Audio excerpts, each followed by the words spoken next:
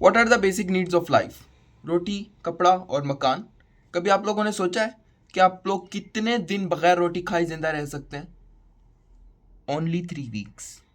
3 weeks के बाद आपका सर्वाइवल बहुत ज़्यादा मुश्किल हो जाता है।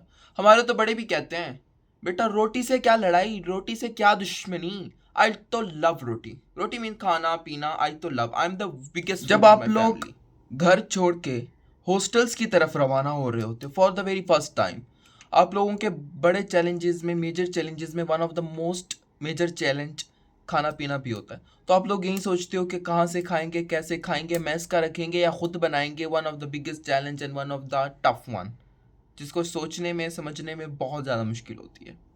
बुजुर्गो, अस्सलाम वालेकुम वरहमतुल्लाहि वबरकातुहू। Welcome back to my YouTube channel. Welcomes to another video. जैसा कि हम लोग बात कर रहे थे रोटी पे, खाने पीने पे, मेस पे, कैसे खाएंगे, किस तरह से खाएंगे, किसको देंगे, किसको लेंगे, ये सारी चीज़ें हम इसी वीडियो में डिस्कस करेंगे slowly slowly, step by step. मैं आप लोगों के साथ अपना एक्सपीरियंस शेयर करूंगा कि मैंने किस तरह से ये डिफिकल्टीज फेस की हैं और किस तरह से सोल्यूशन निकाली थी और किस तरह से हम सर्वाइव कर रहे हैं हॉस्टल में।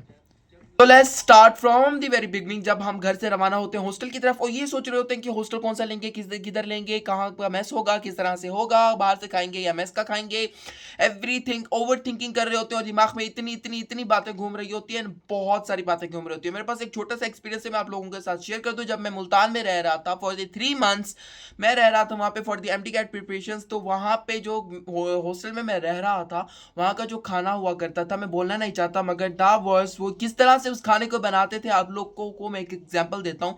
एक जूसर मशीन थी जिसमें वो लोग बना रहे होते थे मिल्क शेक।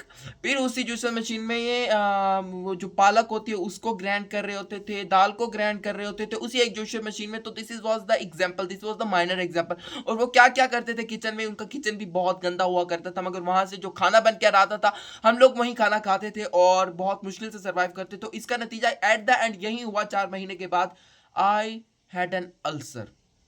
मुझे अल्सर हो गया, वो पेट का अल्सर। मुझे इतना ज़्यादा दर्द होने लगा एंड बहुत ज़्यादा रैशेज हो गए पेट में और बहुत ज़्यादा तकलीफ होने लगी। तो उसका इलाज करते करते मुझे 1.5 साल लगा। तो खाने से कितना बड़ा प्रॉब्लम हो सकता है ये आप लोगों को एग्जाम्पल मिल गई ना।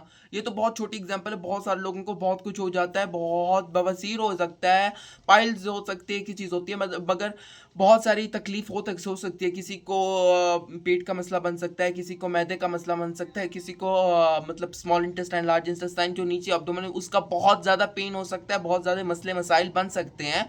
तो ये लोग बनते हैं, ये झूठ नहीं है, ये हकीकत में ऐसा होता है।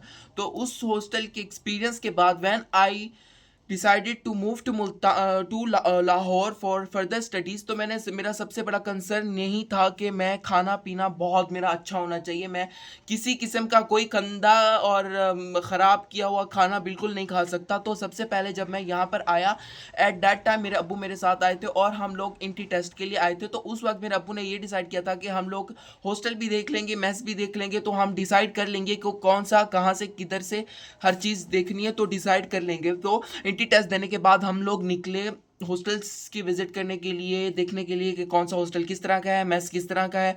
तो हम पहुंचे एक हॉस्टल में, वो है यहाँ से करीब हॉस्टल, वहाँ उसका नाम है सादिक पब स्कूल हॉस्टल। रहने के लिए तो इट इज़ फाइन के एक कमरा होना चाहिए, मल्टीफॉर्म होना चाहिए और वहाँ पे सो जाता है बंदा, ठीक है।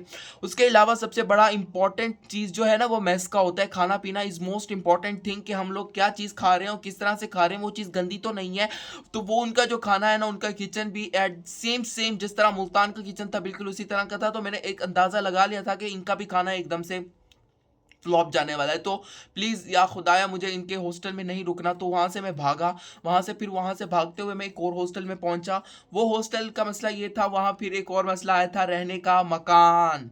रहने का मसला मकान, इस पे भी मैं एक पूरी वीडियो बनाऊंगा। तो वहाँ पे मैं हॉस्टल्स के एक्सपीरियंस शेयर करूंगा कि कौन कौन से हॉस्टल में घूमा था, देखा था, और ये सारा एक्सपीरियंस आप लोगों के साथ शेयर करूंगा इन दी वेरी नेक्स्ट वीडियो। अगर आप लोग इस वीडियो को प्यार देंगे एंड सब्सक्राइब करेंगे तो हम अपनी बात पर आते हैं। तो मैंने वहाँ से भागा, मैं और हॉस्टल में पहुंचा। तो वो हॉस्टल रहने के मुताबिक इस तरह के था कि बहुत ज़्यादा क्राउडेड था। कुछ लोग होते हैं कि क्राउडेड एरियाज़ में रह रहते हैं, मगर मेरा मसला है कि मैं थोड़ा सा क्राउड हो मगर इतना ज़्यादा क्राउड ना हो कि एक कमरे में 5-5 6-6 बंदे रह रहे हैं। मुझे ये चीज़ बिल्कुल नहीं अच्छी लगती। तो मुझे था कि 2 हो 3 हो, मुश्किल से 4 बर्दाश्त हो जाते, मगर 6-7 बंदे एक ही रूम में, तो बाय गॉड मुझसे तो ये बर्दाश्त नहीं होता। तो उस तरह से उस हॉस्टल से मैं भागा।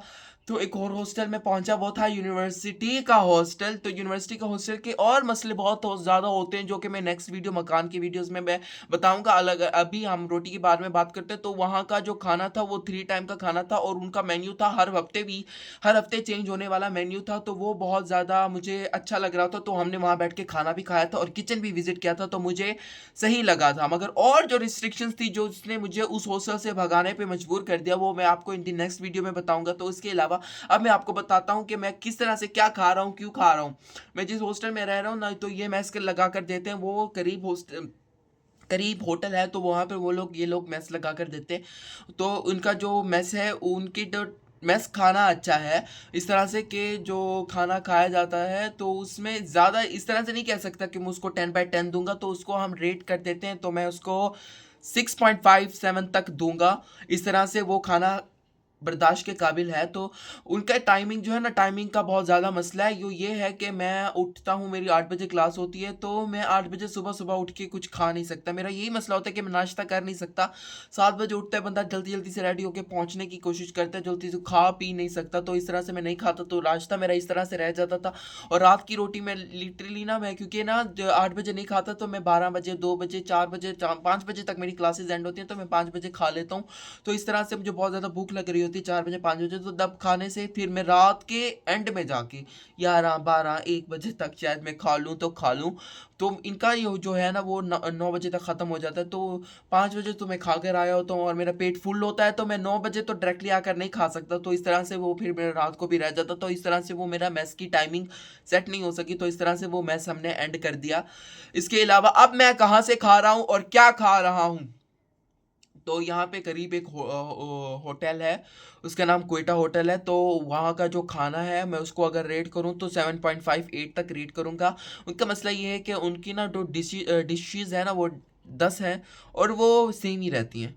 तो पता नहीं क्यों सेम चीज़ मुझे खाने में मसला होता है। हर बार मैं जाऊँ एक ही चीज़ खाऊँ, एक चीज़ खाऊँ, नहीं खाई जा सकती। मगर मैं फिर भी अभी तक वहीं से खा रहा हूँ, और दोपहर का शाम का वहीं हो जाता है। और बहुत सारी प्रॉब्लम इस तरह से भी सॉर्ट हो जाती है कि मैं जब यूनिवर्सिटी जाता हूँ ना जब मेरी क्लासेस 5 बजे तक होती हैं, तो मैं जो कि ब्रेकफास्ट है, पता नहीं लंच कहते हैं उसे, मैं वहीं पर कर लेता हूँ यूनिवर्सिटी में। तो वहाँ के बहुत ज़्यादा ऑप्शंस मिलते हैं, हमें बहुत ज़्यादा ऑप्शन मिलते हैं यूनिवर्सिटी के, बहुत ज़्यादा।